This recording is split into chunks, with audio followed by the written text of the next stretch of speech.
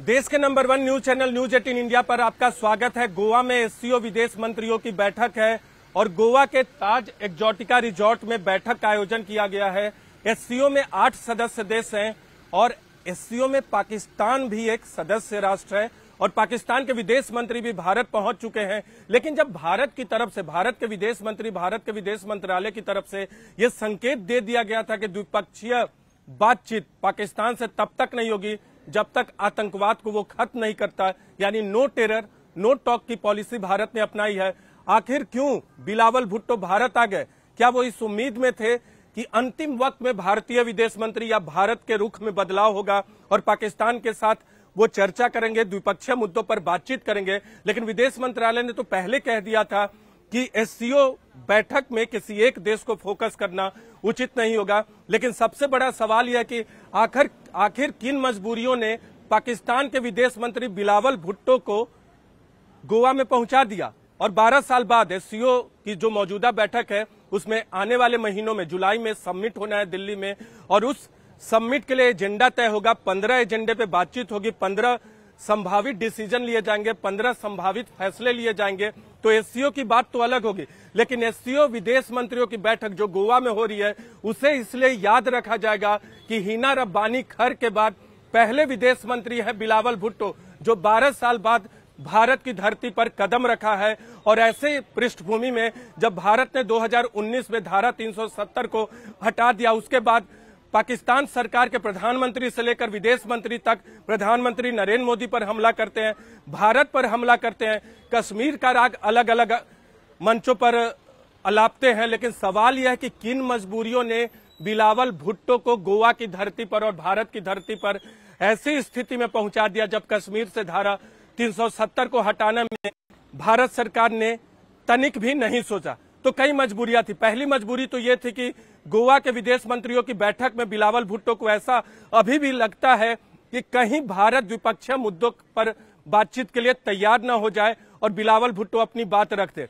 दूसरी मजबूरी यह थी कि पाकिस्तान नहीं चाहता कि रूस और चीन को नाराज करे, क्योंकि रूस और चीन एससीओ के सबसे महत्वपूर्ण देश हैं, संस्थापक देश रहे हैं और पाकिस्तान बहुत करीब है चीन का और रूस के भी करीब जा चुका है यूक्रेन युद्ध के बाद। भले ही वो दूसरी तरफ यूक्रेन को हथियारों से मदद करता है यूरोपीय देशों के माध्यम से, लेकिन पाकिस्तान नहीं चाहता कि रूस और चीन को नाराज करे और इसलिए उसने ये फैसला किया कि वो इस विदेश मंत्रियों की बैठक में हिस्सा लेंगे।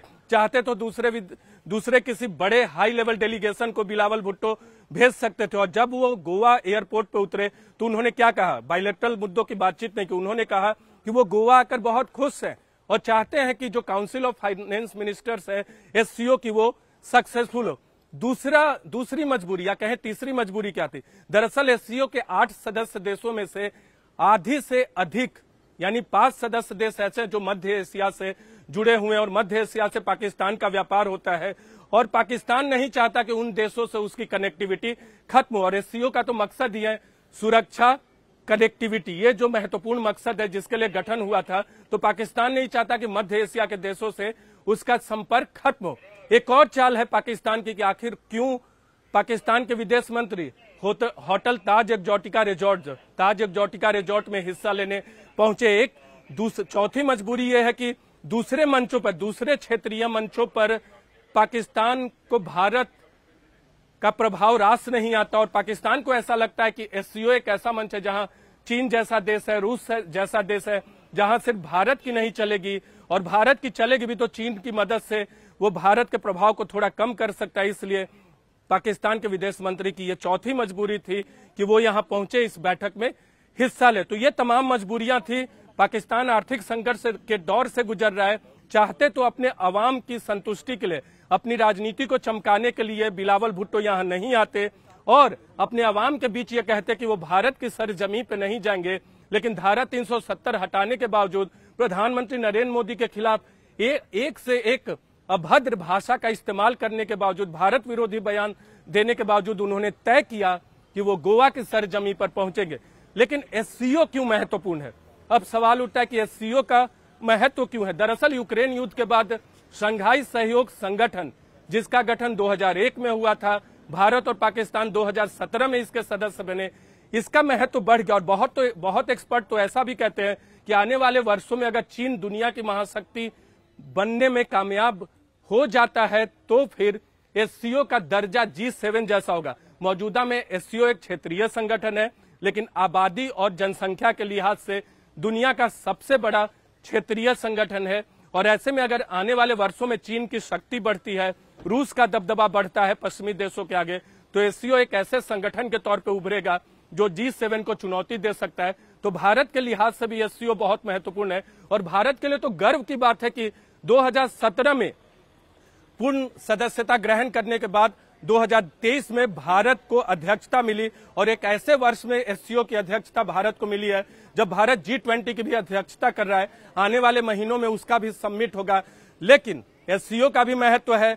विदेश मंत्रियों की बैठक का क्या नतीजा निकलेगा, एससीओ के लिए क्या मायने होंगे, वो तो एक अलग बात है। लेकिन एससीओ विदेश मंत्रियों की बैठक को जाना जाएगा। पाकिस्तान के विदेश मंत्री बिलावल भुट्टो के भारत आगमन के लिए 12 साल के अंतराल के बाद, ऐसी परिस्थिति में, ऐसी पृष्ठभूमि में, जब धारा 370 हटाने में प्रधानमंत्री नरेंद्र मोदी ने तनिक भी नहीं सोचा और बार बार कश्मीर का राग अलापते रहते हैं बिलावल भुट्टो, लेकिन बावजूद इसके वो गोवा पहुंचते और कहते हैं कि वो बहुत खुश हैं।